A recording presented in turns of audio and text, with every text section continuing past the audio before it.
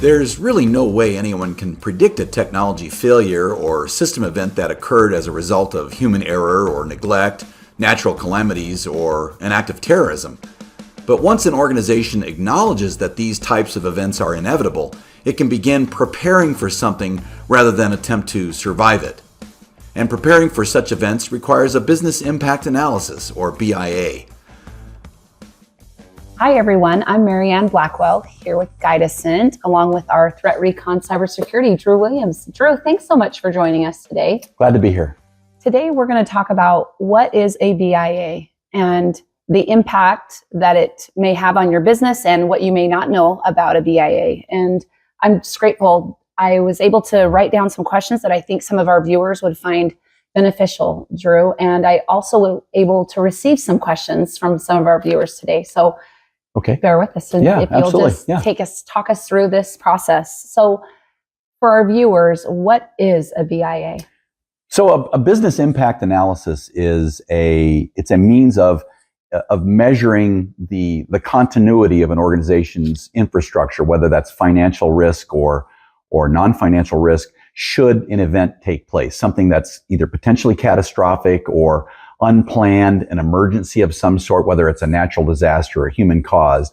And so a business impact analysis is really the first step. It's the groundwork to establish what are the parameters, what are the priorities that an organization wants to consider if something bad happens.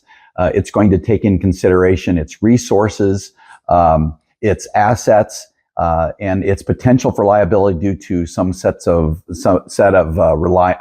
compliance issues or governing regulations. For example, there may be a component for financial concern. There may be a component for protecting proprietary information, which you'll see from things like the Privacy Act, the GDPR, the CCPA. And so all of those things come into play when looking at a business impact analysis.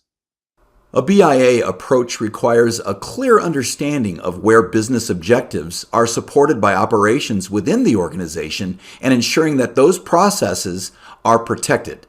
Your organization's BIA can become a valuable tool in helping to guide you through the necessary response and decision-making processes should unforeseen events result in operational disruptions.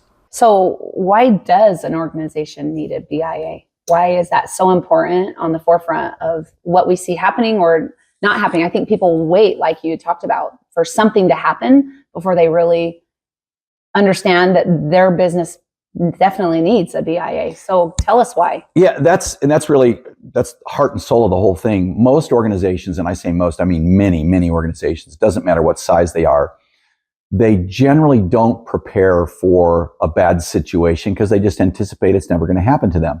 But once it does, they're shocked. I mean, nobody expects an airplane to fly through a building, right? That's not something we can expect, but it happens.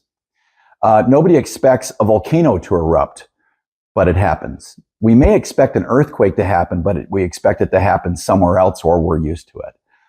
But other issues like somebody letting a bad person come into their system because of a phishing campaign or a ransomware attack or stealing data, falsifying information.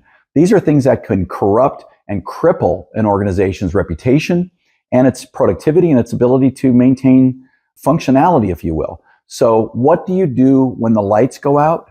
And the lights always go out at some point. It could be a natural disaster. It could be a planned event. It could be an unplanned event. That's why it's important to have one of these in place.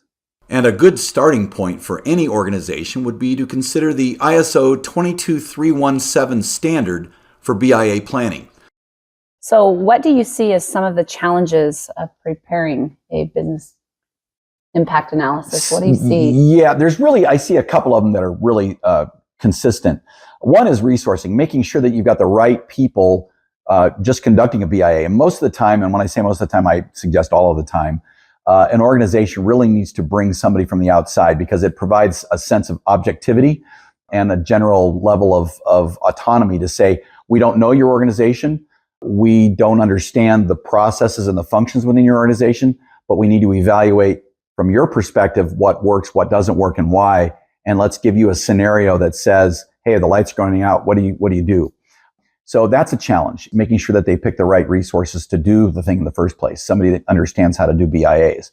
ISO 22317 calls for the BIA to identify activities that evaluate the business impact of what might happen should a system operation not perform its essential activities and is no longer able to as a result of an unplanned event. Now, from some of our viewers, we appreciate your feedback and your questions that we have for Drew. Drew, how do I prepare for a BIA as an organization? And this is a great question that's come in, so we appreciate it. Yeah, so the first thing an organization needs to do is make sure they have a champion.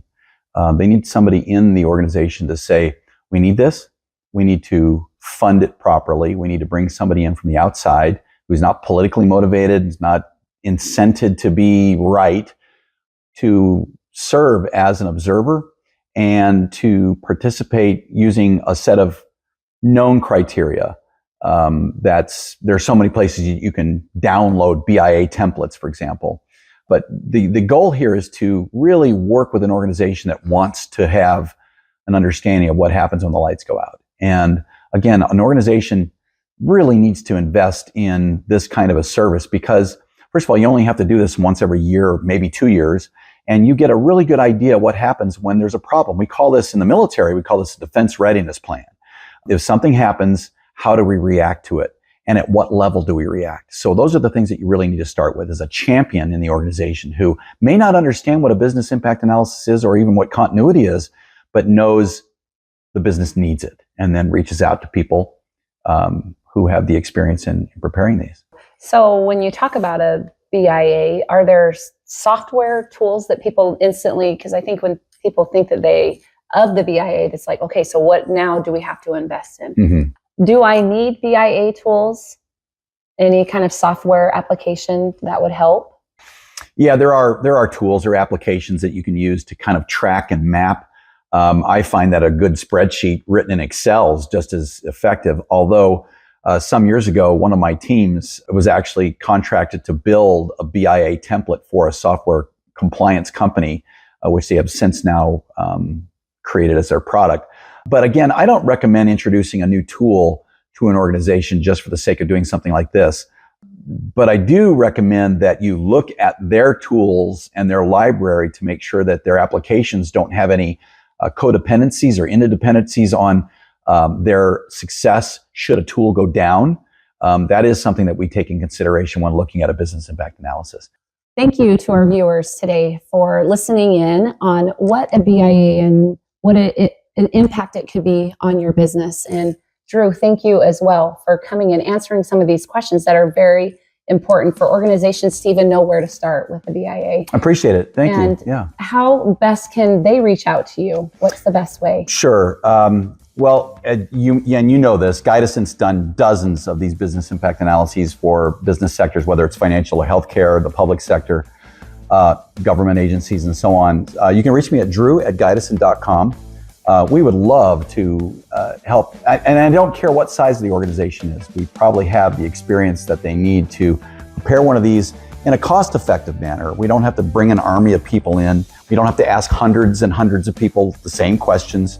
We'll get a pretty good idea of what those risks are going to be by just knowing the organization, where it's located, what its resources are, and how it does business. And that's really what it comes down to, is how do we get in, understand your environment, learn what the risks are, help you mitigate what those risks are, and then quietly leave.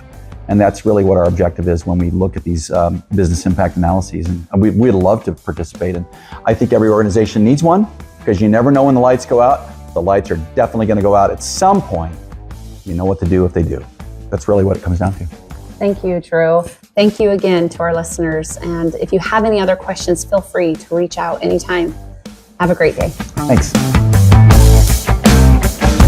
If your organization needs a cost-effective solution to addressing how to best prepare for something unexpected, contact us at BIA@Guidacent.com for an introductory discussion regarding how to best approach preparing your